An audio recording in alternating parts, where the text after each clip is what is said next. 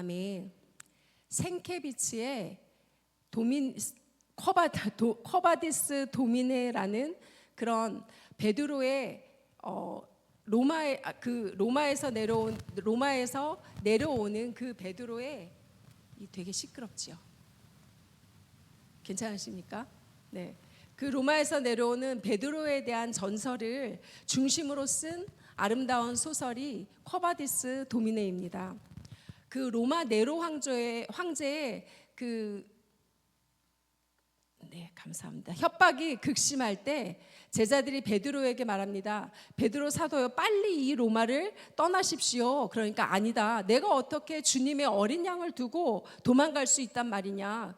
그러니까 아닙니다, 사도요. 도망이 아닙니다. 잠시 피난하는 것입니다. 베드로, 당신이 죽으면 우리 기독교가 무너집니다. 라고 말했기 때문에 베드로가 마지못해서 국도를 따라서 이렇게 새벽에 피난을 떠나가게 됩니다. 동쪽에서 새벽녘에 해가 이렇게 뉘엿뉘엿 떠오르는데 그 햇살을 등지고 저 어떤 분이 베드로 쪽으로 이렇게 걸어옵니다. 그런데 이상하게 베드로의 가슴이 두근두근 거리면서 걷잡을 수가 없는 것이에요. 왜 그럴까? 유심히 쳐다보는데 그분이 아무 말 없이 베드로를 지나서 갑니다. 자세히 보니까 우리 주님이셨던 것입니다. 그래서 너무나 놀란 베드로가 커바디스 도미네, 주여 어디로 가시옵나이까? 나는 내가 버린 로마를 향해 다시 십자가를 지러 가노라. 그때 두 번 생각할 틈도 없이 베드로가 말합니다. 아닙니다, 주님. 제가 잘못했습니다. 제가 가겠습니다. 베드로가 순교할 때 너무나 죄송해서 나는 예수님처럼 십자가에 바로 매달려 죽을 자격이 없으니 거꾸로 매달려 다오해서 거꾸로 매달려서 순교하십니다. 나는 예수님 몰라 라고 말했던 그 옛날의 베드로가 아니었던 것입니다. 오늘 우리가 함께 나눌 말씀은 베드로가 3번 예수님을 모른다라고 부인하는 내용입니다. 성도 여러분, 지금까지 오늘까지 이렇게 살아오시면서 혹시 믿었던 사람에게 배신을 당해서 심한 상처를 받은 분이 계십니까? 가까운 사람에게 그 상처를 받았기 때문에 아마 그 아픔은 더 컸을 것입니다. 그럼 예수님이 받으신 상처 중에 가장 큰 상처가 무엇이었을까? 한번 생각해 봤습니다. 예수님은 이미 배신을 알고 계셨고 다 알고 계셨어요. 그리고 배신할 것도 알려주었는데도 그 아픔이 더 크셨을 것 같습니다. 또한 가룟 유다가 스승을 돈 받고 팔아버리는 그런 배신도 예수님이 당하십니다. 사랑하는 수제자, 그 수제자 베드로가 예수님을 3번이나 배신하는 것을 보면서 아마 알고 계셨어도 그 충격을 심하게 받지 않으셨을까라는 생각을 합니다. 그렇다면 우리는 한 번도 예수님을 배신한 적이 없을까요? 나는 너를 위해서 그 모진 십자가의 고통을 참고 견뎠는데 너는 나를 위해서 무엇을 참았느냐?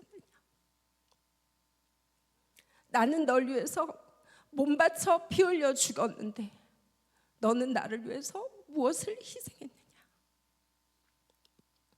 나는 네가 잘되고 행복하라고 매일같이 하나님 보좌 우편에서 기도하는데 너는 나를 위해 무엇을 주었느냐?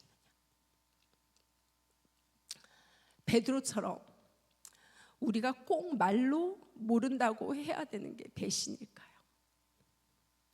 주님의 신뢰를 저버리면 그것이 바로 배신이지 않겠습니까? 우리가 입술로는 열심히, 예배도 열심히, 기도도 열심히, 하나님 말씀대로 열심히 순종하겠습니다. 전도도 하나님 제가 열심히 하겠습니다. 그런 사모하는 마음들이 아마 다 있으실 것입니다. 하지만 우리가 그 베드로의 자리에 섰다면 어떻게 했을 것 같습니까? 이왕 우리가 예수님을 믿기로 했으면 여러분 은혜 받았으면 적극적으로 믿으시면서 나아가시길 바랍니다. 은혜 받은 사람, 그리고 하나님의 은혜를 받았고 그 예수님을 만나고 하나님을 만난 우리는 여러분 열정이 있어야 되지 않겠습니까? 그리고 침노를 해야 될 것이고 우리가 말씀에 따라서 살려고 하나님의 뜻을 따라서 살려고 몸부림을 쳐야 되지 않겠습니까? 누가복음 12장 49절에 내가 이 땅에 불을 던지러 왔느니 이미 이 불이 붙었으면 내가 무엇을 원하리요? 예수님께서 우리에게 말씀하십니다. 우리의 삶 속에, 우리의 심령 속에 예수님을 향한 그 예수님의 뜻을 이루고자 하는 그런 심령이 우리 가운데 불이 넘치시기를 축복합니다. 불이 있는 사람은 반드시 성공하게 되어 있어요. 세상에 열심히 있는 자도 성공을 하는 것입니다.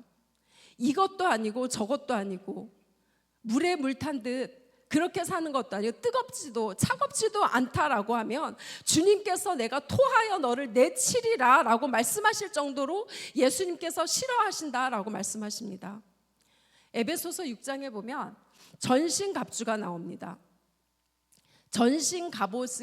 전신갑주에서 전신갑옷이 가리지 못한 부분이 있습니다. 어디죠? 등이잖아요. 등을 보이고 도망하는 사람은 불화살에 맞는다라고 했습니다. 에베소서 4장 27절을 통하여서 마귀로 틈을 타지 못하게 하라라고 말씀하십니다. 우리가 마귀에게 등을 보이고 우리가 마귀에게 틈을 보이면 온갖 시험이 우리 삶 안에서 끊임없이 일어나는 것입니다. 왜 하는 일마다 이상하지? 왜 언약의 말씀이 이루어진다 하셨는데 내 삶 가운데 이루어지지 않지? 우리가 생각해 보아야 되는 것입니다. 아니 왜 뒤로 넘어졌는데 왜 코가 깨지지? 그 이유가 뭐지? 마귀로 틈을 보이면 이 마귀가 우리를 장난감 가지고 놀듯이 우리를 가지고 노는 것입니다. 베드로처럼 적당한 거리를 두고 예수님을 따르면 평생 시험거리가 나를 따라다니는구나. 아, 내가 예수님께 더 가까이 가야 되겠구나. 이것이 깨달아지시기를 축복합니다. 그럼 첫 번째로 넘어지기 전에 베드로의 모습은 어땠는가? 베드로는 우리가 너무나 잘 알듯이 예수님을 누구보다도 잘 섬기기를 원했고 열정적으로 예수님을 따랐던 수제자였습니다. 남보다 더 잘하려는 그런 아주 좋은 마음이 그 좋은 열정이 있었던 베드로였습니다. 그 마태복음 26장 33절에 그가 또 이렇게 고백을 합니다. 예수님, 모두 주를 버릴지라도 나는 결코 버리지 않겠나이다. 너무나 아름다운 고백입니다. 얼마나 예수님을 사랑했으면 예수님 앞에서 주님 모두 주를 버릴지라도 나는 결코 버리지 않겠습니다 라고 주님 앞에서 이런 말을 했겠습니까? 그런데 문제는 예수님이 베드로를 보시니까 그 안에 흉악한 것이 숨어 있었다라는 사실이에요. 다 버릴지라도 나는 주를 버리지 않겠나이다. 이 고백에서 여러분 무엇이 문제일까요? 나를 강조한 것입니다. 그것이 바로 교만인 것입니다. 다른 사람은 몰라도 나만은 절대 부인하지 않겠습니다. 베드로가 자기 자신을 너무 믿은 것이에요. 근데 우리가 너무나 잘 알잖아요. 이 세상에서 가장 믿을 수 없는 사람이 바로 나라는 걸 베드로는 몰랐던 것입니다. 우리 욥기서 23장 11절에서 12절 말씀 같이 봉독하시겠습니다. 시작. 내 발이 그의 걸음을 바로 따랐으며 내가 그의 길을 지켜 치우치지 아니하였고 내가 그의 입술의 명령을 어기지 아니하고 정한 음식보다 그의 입의 말씀을 귀히 여겼도다. 아멘. 욥의 문제가 무엇입니까? 우리 눈에는 다 보이는데 정작 욥의 눈에는 보이지 않는 것이 무엇이었습니까? 한마디로 내가 내 힘으로 뜻을 정하고 그리고 예수님을 잘 따랐다라는 것입니다. 요즘 유럽 서구의 사람들이나 미국 사람들이 교회를 나오지 않아도 이런 말을 합니다. 나는 그래도 예수님을 부인하지 않아요 라고 한다고 합니다. 예배에 잘 참석하지 않으면서 저는 그래도 주님을 향한 충성은 변함없어요. 주님이 뭐라고 말씀하실까요? 나를 사랑한다면 행함과 진실함으로 나타나야 하는 것이야.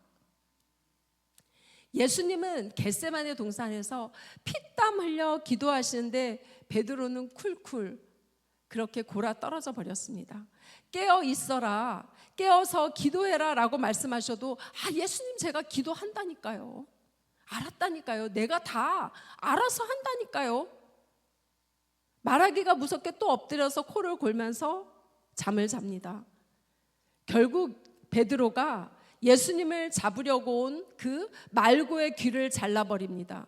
여러분, 베드로의 열정이 대단해 보이지 않습니까? 문제는 무엇이냐면 다 자기 열정에서 나온 것이라는 거예요. 베드로는 그것을 그런데 예수님에 대한 사랑, 그리고 예수님을 믿는 믿음이라고 오해를 한 것입니다. 사실은 예수님을 사랑한 것도 있지요. 그렇지만 그거보다는 자기 열정에, 내 성질에 먼저 못 이겨서 그런 행동을 한 것은 아닐까요? 우리의 봉사, 우리가 하나님을 향해서 봉사를 하고 하나님을 위해서 받은 십자가 은혜에 감사해서 봉사하면서 나아가지만 그 우리가 하는 봉사와 충성과 헌신도 내 열정인지 아니면 하나님을 사랑해서인지 우리가 잘 들여다보아야 합니다. 결국은 베드로가 여종 앞에서 나 예수님 몰라, 나 그런 사람 본 적도 없다니까. 여기에 여러분 귀한 진리가 숨겨져 있습니다. 예수님이 3번 내가 나를 부인하리라 라고 말씀하셨습니다. 우리 생각에는 베드로가 넘어지지 않아야지 그것이 은혜가 되지 않았겠습니까? 예수님의 수제자인 베드로가 잘 되어야지만이 하나님의 영광을 드러내고 영광이 되어지지 않겠습니까? 우리도 내 소원대로 잘 나가야지만이 그것이 하나님께 영광이 잘 되지 않겠습니까? 나도 좋고 주님도 좋고 잘 되면 여러분 좋을 것 같지 않습니까? 주님은 그런데 단호히 아니다, 틀렸다라고 하십니다. 베드로를 향해서 나라는 그 교만이 깨어져야 된다라고 말씀하십니다. 너의 힘으로 살면 너는 나와 아무 상관도 없다. 너는 또 넘어질 수밖에 없다. 누가복음 22장 31절 32절 말씀에 시몬아 시몬아 보라, 사탄이 너희를 밀가루 뿌르듯 하려고 요구하였으나 내가 너를 위하여 내 믿음이 떨어지지 않기를 기도하였느니 너는 돌이킨 후에 내 형제를 굳게 하라라고 말씀하십니다. 예수님이 베드로의 믿음이 떨어지지 않기만을 기도하셨지 모든 사람 앞에 부끄러움 당하는 것은 막지 않으셨습니다. 여기에 가장 중요한 진리가 무엇이냐면 왜 사랑의 주님이 베드로가 넘어지도록 내버려 두셨을까요? 예수님이 너무나 사랑하시는 그 베드로였는데. 여러분 마음엔 이런 의문의 갈등이 사시면서 있으시지 않으셨습니까? 왜 내가 시험당하고 눈물을 흘릴 때 모른 척 하셨을까? 주님이 우리를 사랑하신다는 것을 우리는 여러 가지로 체험하신 줄 믿습니다. 그런데 왜 이런 고통이 하나님 내게 임합니까? 왜 하나님 우리 가정에 이런 원치 않는 아픔이 있는 것입니까? 주님이 나를 사랑하신다면서 하나님 왜 이렇게 나를 답답하게 하십니까? 내 생각대로 모든 일들이 잘 되면 하나님께 영광이 되고 나도 기쁘게 주님을 섬길 것 같은데 그런 생각은 해보지 않으셨습니까? 그런 일들로 인해서 갈등도 많이 겪었고 눈물도 많이 흘렸습니다. 아버지, 안 되는 이유가 무엇입니까? 아버지, 주님의 뜻이 무엇입니까? 우리 주님이 이 베드로를 부끄러운 자리에 떨어지지 않도록 붙잡아 주실 수 있었지만 그가 참 처참하게 넘어지게 내버려 두십니다. 왜 하나님이 베드로가 넘어지도록 내버려 두셨을까요? 두 번째로 넘어진 후에 베드로의 모습을 보면 그 진리가 깨달아집니다. 베드로가 감옥뿐만 아니라 죽는 데까지 같이 가겠다고 예수님과 그 제자들 앞에서 호언장담을 했습니다. 여기서 베드로는 두 가지의 큰 은혜를 체험합니다. 첫 번째로는 부끄러움을 당한 베드로는 무엇을 보았어요? 자기 자신의 참 모습을 보게 되었습니다. 베드로는 자기 자신이 그렇게 연약하고 그리고 무능하고 어리석은 자라는 것을 자신도 미처 몰랐던 것입니다. 그동안 자기가 잘나서 예수님의 수제자가 된 것으로 착각했던 것입니다. 베드로를 아는 사람들이 여러분 뭐라고 할까요? 야, 자기 스승도 배신한 베드로야 라는 그 꼬리표가 그를 계속 따라다녔을 것입니다. 이제 베드로가 내가 예수님의 수제자다라고 그가 사람들 앞에서 자랑할 수 있겠습니까? 여러분, 베드로가 예수님을 부인했던 그 가야바 법정은 어떤 자리인지 아십니까? 단지 죄가 있냐 없냐라고 판단만 하는 자리가 그 가야바 법정이었어요. 그런데 그 가야바 법정에서 그것도 여종 앞에서 나 몰라라고 예수님을 부인한 것입니다. 시퍼런 칼날이 있는 그 로마 그 빌라도 법정에서 그가 부인했다면 그래, 무서워서 그가 그랬을 수 있어 라고 우리가 이해도 갈 것 같지만은 여종 앞에서 나 예수님 몰라 라고 그가 하고 만 것입니다. 주님, 내가 다 주를 버릴지라도 나는 결코 버리지 않겠습니다. 그 나를 강조했던 사람이 베드로입니다. 나 근데 예수님 제자 아니야. 나 맹세할 수 있어. 나 예수님 몰라. 그때 예수님이 베드로의 소리가 나는 쪽으로 고개를 돌려서 베드로를 보십니다. 누가복음 22장 6절에 주께서 돌이켜 베드로를 보시니 베드로와 눈이 딱 마주쳤어요. 2만 볼트의 전기가 아마 그때 흐르지 않았었을까. 베드로야, 내 말 맞지? 네 힘으로는 나를 따를 수 없는 거야. 내가 붙잡아 주어야지 네가 사는 것을 깨달아야 한다. 아멘. 베드로의 가슴이 철렁했어요. 닭이 울기 전에 오늘 내가 3번 나를 부인하리라 하라는 그 말씀이 그 순간 베드로에게 생각이 나게 된 것입니다. 누가복음을 보면 오늘 말씀에서는 울었더라라고 하지만 누가복음 22장에 보면 밖에 나가서 심히 통곡하니라라고 말씀을 합니다. 그 자신만만했던 베드로가 드디어 자기의 연약함이 보이기 시작한 것입니다.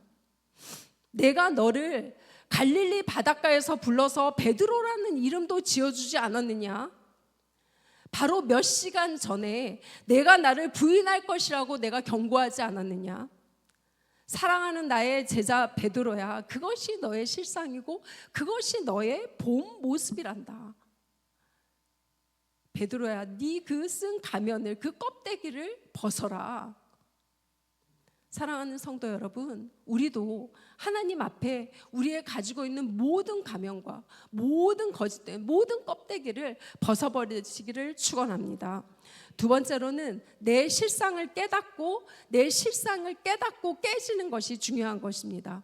우리의 자아가 깨진다라는 것은 무슨 말씀이냐면 예수님을 닮는다, 예수님의 형상을 닮는다라는 뜻이 자아가 깨진다라는 것입니다. 내가 깨질 때 여러분 무엇이 나타납니까? 내가 깨지고 내 자아가 죽을 때 오직 예수님만이 내 안에서 나타나기 시작하는 것입니다. 베드로라는 자아가 살아있으면 베드로 안에 계신 주님이 일을 할 수가 없으세요. 베드로가 자기 힘으로 살 때는 내가 다 알아서 하는데 하나님 제발 간섭 좀 하지 마세요. 나도 잘할 수 있어요. 어린아이가 걷기 시작할 때 엄마가 불안해서 손을 잡으면 아기가 뭐래? 그 손을 부러치고 막 달려가죠. 그렇게 달려가는데 그러고 넘어지고 그래서 무릎에서 피가 나고 아프면 어떻게? 그제서야 엄마 손을 잡는 것과 같습니다. 베드로처럼 자기 중심이 내 자아가 깨진 다음에야 그 안에 계신 주님이 시키는 대로 하는 사람이 되는 것입니다. 나는 믿음이 이렇게 약하구나. 나는 이렇게 믿음이 어린아이구나. 내 믿음이 이렇게 잘한 줄 알았는데 아무것도 아니구나. 아버지 참 이런 내 모습이 기가 막힙니다. 하나님, 저는 아무것도 아니네요. 아버지, 제가 아직도 멀었습니다. 저는 남은 삶을 살기 위해서 살아내고 그리고 살아가면서 아직도 여전히 아마 죽을 때까지 하나님께서 부르시는 그날까지 훈련이 필요하구나라는 것이 깨달아집니다. 우리 사도행전 3장 6절 말씀 같이 읽습니다. 시작. 베드로가 이르되 은과 금은 내게 없거니와 내게 있는 이것을 내게 주노니 나사렛 예수 그리스도의 이름으로 일어나 걸으라 하고. 아멘. 성전 미문에 앉아있는 안진뱅이 거지에게 주님이 말씀으로 선포하게 하십니다. 은과 금은 내게 없거니와 내게 있는 것을 내게 주노니 곧 나사렛 예수 이름으로 일어나 걸으라. 아멘. 주님이 하라는 대로 하니까 기적이 일어나는 삶을 살더라라는 것입니다. 바로 이것을 하나님께서 우리에게 가르쳐주기 위해서 주님은 베드로가 부끄러움을 당하는 것을 그대로 내버려 두셨던 것입니다. 가라 하면 가고 앉으라 하면 앉고 말하라 하면 말하니까 베드로를 보는 사람들이 베드로를 보는 것이 아니라 베드로를 통하여서 예수님을 보게 되더라라는 것입니다. 우리 주님은 바로 이런 목표가 있어서 우리에게 아픔도 겪게 하십니다. 사랑하는 여러분, 내 자아, 육신, 내 옛사람이 철저하게 깨지라는 것이지 하나님이 내가 미워서 내게 부끄러움을 당하게 하시는 것이 아닌 것입니다. 주님이 나를 지극히 너무나 사랑하셔서 나 중심의 삶을 버리고 주님의 그 위대한 일을 내 삶에서 보라라고 말씀하시는 것입니다. 껍데기 신앙을 버리고 이제 예수님 안에서 그 진정한 평안을 찾고 누리는 그런 우리의 신앙의 삶을 살아가시기를 예수님의 이름으로 축원합니다. 이제 우리의 삶은, 남은 삶은 무엇입니까? 주님을 사랑하는 것입니다. 은혜를 받으니까 여러분 어떻습니까? 누가 가르쳐준 것도 아닌데 늘 우리 입에서 하나님 사랑합니다, 하나님 감사합니다, 하나님 모든 것이 하나님의 은혜입니다 라는 것을 고백하면서 우리가 살아갑니다. 예수님이 부활하신 다음에 베드로를 찾아오셔서 요한의 아들 시몬아, 내가 나를 사랑하느냐라고 물으셨습니다. 주님을 사랑한다라는 것은 주님과 함께 내가 죽는 자리에도 가고 영광의 자리에도 내가 함께 가겠다라는 것을 말하는 것입니다.